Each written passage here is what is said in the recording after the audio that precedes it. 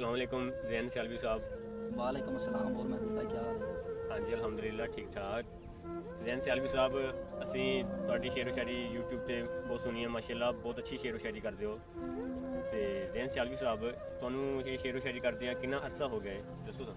ये तकरीबन महबूब भाई वैसे तो कोई 3-4 साल हो गए शेरो शायरी करते हैं, लेकिन यूट्यूब पे ज़्यादा अरसा नहीं होया। यूट्यूब पे कोई साल है कि होया चढ़ाई वीडियो ज़्यादा अरसा नहीं होया जी। ਠੀਕ ਮਾਸ਼ਾਅੱਲਾ, ਬਹੁਤ ਸੋਹਣੀ ਤੁਸੀਂ ਸ਼ੇਰੋ ਸ਼ਾਇਰੀ ਕਰਦੇ ਹੋ। ਅਸੀਂ YouTube ਤੇ ਤੁਹਾਡੀ ਸ਼ੇਰੋ ਸ਼ਾਇਰੀ ਸੁਣੇ ਆ। ਜੈਨ ਸਿਆਲਵੀ ਸਾਹਿਬ ਅੱਜ ਫੈਸਲਾਬਾਦੀਆਂ ਵਾਸਤੇ ਕੋਈ ਅੱਜ ਕੋਈ ਨਵਾਂ ਜਿਹਾ ਸ਼ੇਰ ਹੋ ਜਾਵੇ।